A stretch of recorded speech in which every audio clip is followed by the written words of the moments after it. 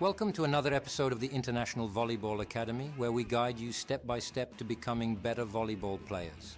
In previous episodes, we discussed one important volleyball rule. The serve is the first attack. And every attack requires a response from the opponent. Though one might think of this as defense, volleyball players understand defense as the situation after the opponent's attack, not after the serve. Instead, we refer to it as attack formation, and its foundation is a good serve reception, which we'll focus on in today's episode.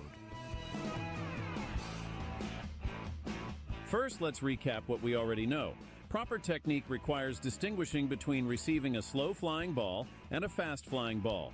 We call these a free ball and a fast ball, respectively. Receiving a serve, or fast ball, involves absorbing the speed of the ball. When receiving the ball low beside the body, we teach players to move their center of gravity toward the ball. If the ball is above the head, we prefer a backward movement combined with rotation around the supporting foot. Even during rotation, we try to maintain the same angle between the torso and arms. We also prepare players for situations where they may have to fall while receiving. Players must master all types of receptions.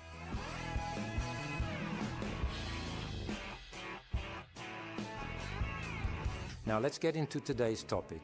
Today we're focusing on individual reception, while combinations and systems will be covered in future episodes. The key distinction lies between receiving a jump serve and a float serve. We'll start with the floating serve since it occurs in both men's and women's volleyball.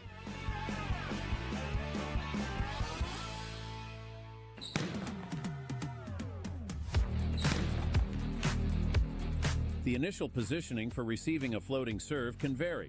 Players are usually aligned in a single line, though it's not uncommon for some to prefer a different starting position from their teammates.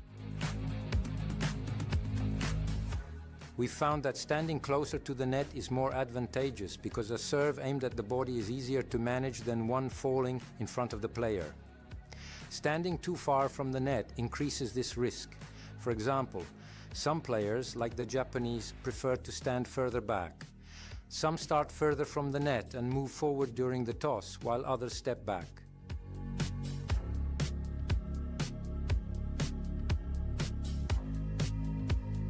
It's also important to note that men tend to stand closer, as their arm strength allows them to handle the ball with more power. Before we move on to the actual action, let's take a look at how players prepare for reception. Experienced players stand calmly before the serve, because the critical activation movement begins with a split step, which occurs after the serve. We'll get to that shortly.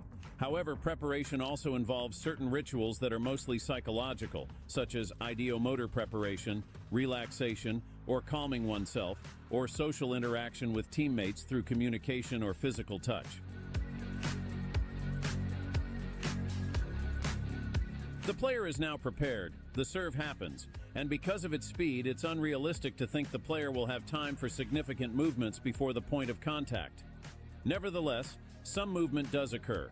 An important moment is the split step, an activation movement of the legs that adds dynamics to the subsequent action. Before and after the split step, there may be some movement or none at all, either forward or backward. Sometimes only a minor adjustment of stance is needed. Now comes the split step.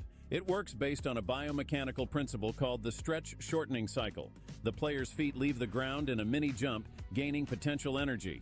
When the feet touch the ground again, this potential energy quickly converts into kinetic energy, which the player uses to accelerate their next movement.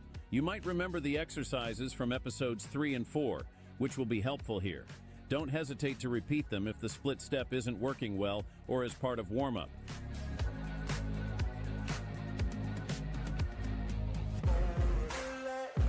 As mentioned earlier, after the split step, there may be further movement, a fall, or simply contact with the ball without changing position.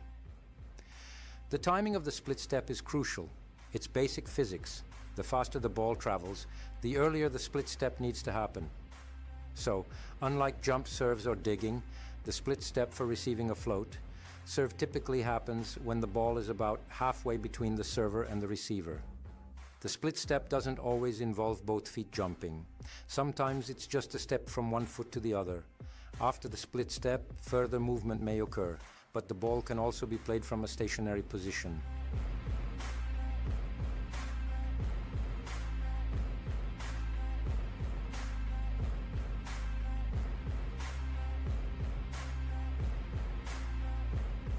Some coaches mistakenly insist that the player must always be in a 2-foot stance when contacting the ball. However, this is often impossible due to the speed of the serve. When a float serve comes in at speeds of 60 to 80 kilometers per hour or 37 to 50 miles per hour, players are forced to react in various positions, on one foot with torso rotation,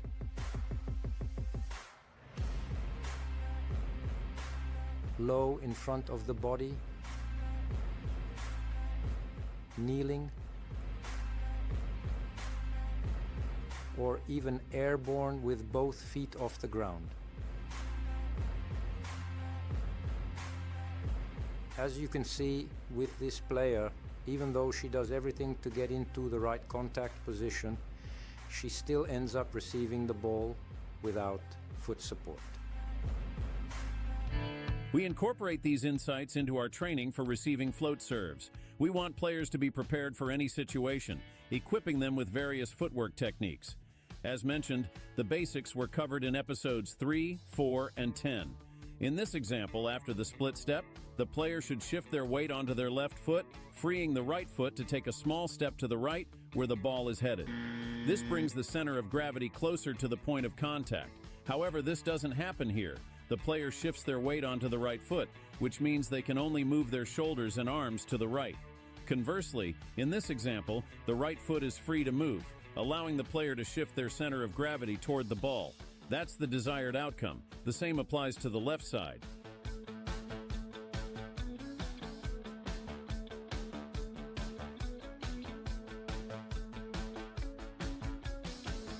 As we've mentioned, reception is an act of absorbing. Now let's move on to the actual ball contact. The player absorbs the impact in different ways, by moving backward, using only the arms, or by straightening the torso. Sometimes players must receive while falling, but we'll cover that in more detail when discussing jump serves in the next episode. From episode 4, we know that it's important to aim the ball correctly by positioning the arms. We also emphasize that players should keep their arms together even after contact, which relates to movement programming. But more on that another time. For now, just remember to keep aiming with your arms toward the target after contact. In training, focus on arm positioning, aiming at the target, and keeping the arms together after contact.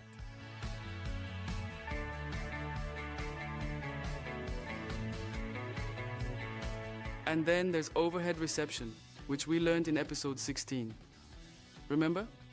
That was when we covered the overhead technique used in digging, which is almost identical to reception. It's mainly used in men's volleyball, but is increasingly seen in women's volleyball as well.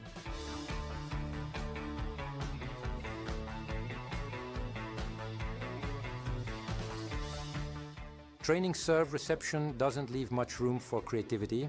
In pairs, we throw or simulate floating serves from the ground or a jump. After that, it's a matter of practicing thousands of successful and unsuccessful attempts to receive real floating serves, including overhead receptions aimed at the desired location.